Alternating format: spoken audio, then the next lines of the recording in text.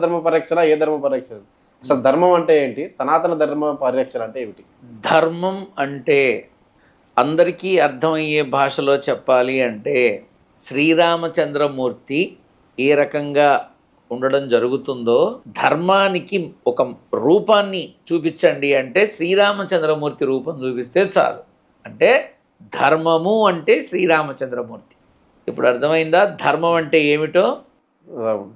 శ్రీరామచంద్రమూర్తి యొక్క విధి విధానము, జీవన శైలి, జీవన గమనము ఏ రకంగా ఉంటుందో ధర్మం ఆ రకంగా ఉంటుంది. ఇక ఇప్పుడు నువ్వన్న ఈ సనాతన ధర్మం అని ప్రతి వాళ్ళు పదం బాగుంది కదా, మంచి సౌండ్ ఉంది, మంచి వెయిట్ ఉంది కదా అని ఎవరు పడితే వాళ్ళు వాడుతున్నారు. అది వాడుతున్న వాళ్ళు ఎంతవరకు ధర్మాన్ని అనుసరిస్తున్నారు?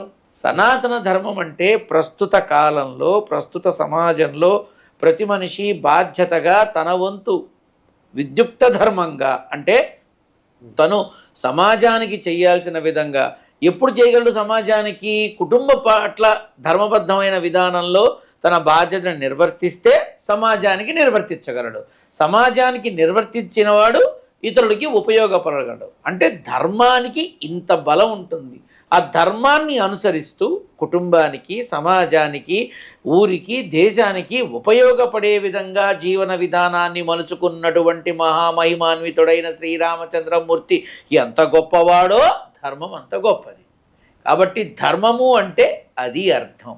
సనాతన ధర్మం అని పదం బాగానే వాడుతున్నారు కానీ ఇది సనాతనంగా అంటే ఎన్నో తరాలుగా యుగాలుగా వస్తున్నటువంటి ధర్మం. అందుకే ఈ ధర్మానికి అది జోడించి దాని గురించి తెలియని వాళ్ళు కూడా మాట్లాడుతారు. మనకు సింపుల్గా ధర్మం అంటే సమాజానికి ఉపయోగపడేదే ధర్మం, అంతే అంతే కదా. చాలా తేలికగా అర్థం అవడానికే చెప్పా. ఇతరులకి ఉపయోగపడే విధంగా ఉన్నటువంటి విధానాన్ని ధర్మబద్ధమైన విధానం అని అంటారు. అందులో ద్రోహం చింతన ఉండదు, మోసం ఉండదు, కుట్ర కుళ్ళు ఉండదు, అసూయ ఈర్ష్య ద్వేషం ఉండదు, విసుగు చిరాకు కోపం ఉండదు, ఇవేమీ ఉండవు. తన ధర్మాన్ని అంటే తన గమనాన్ని ఇతరులకి ఉపయోగిస్తూ ముందుకు వెళ్ళటమే దాని బాధ్యతగా భావిస్తారు. మరి ఇప్పుడు ఈ సనాతన ధర్మం ఈ మాటలు చెప్పే వాళ్ళంతా ఆ ధర్మం అంటే ఆ ధర్మాన్ని పాటించకుండానే ఇవన్నీ చెప్పేస్తూ ఉంటారు కదా. అది వాస్తవమే కదా నాన్న. ఇప్పుడు చాలా మంది ఈ మధ్య ఎవరు పడితే వాళ్ళు మైక్ ఉంది కదా, యూట్యూబ్ ఛానల్ ఉంది కదా, సాటిలైట్ ఛానల్స్ ఇంటర్వ్యూస్ ఉన్నాయి కదా అని ప్రతి వాళ్ళు మాట్లాడుతున్నారు. వాళ్ళు వాళ్ళ సమాజంలో కాదు, వాళ్ళ ఊర్లలో కాదు, వాళ్ళ ఇళ్లలో వాళ్ళు ఎంతవరకు ధర్మాన్ని పాటిస్తున్నారు? ధర్మాన్ని ఎంతవరకు పాటిస్తున్నారు? ఒక వ్యక్తి తల్లిదండ్రులు తీసుకుపోయి వృద్ధాశ్రమంలో పెట్టి తాను అమెరికాలో ఉన్నాడు అంటే అది ధర్మమా? కాదు కదా. పిల్లల్ని చదివించలేక భరించలేక తీసుకెళ్ళి హాస్టల్స్లో పడేస్తున్నారు. ధర్మమా? కాబట్టి మాట్లాడుకుంటూ పోతే నేను చెడ్డవాడిని అవుతాను. కానీ ధర్మం అంటే ఏమిటి? తల్లిదండ్రులు పిల్లల పట్ల వాళ్ళ బాధ్యతను నిర్వహిస్తూ, చదువు సంధ్యలో అప్పచెబుతూ, క్రమశిక్షణని నేర్పిస్తూ, మంచి చెడు తెలియపరుస్తూ వాళ్ళ పాలనలో పిల్లల్ని పెంచడం ఏం జరుగుతోంది? ఎక్కడ జరుగుతోంది? అంతే కదా.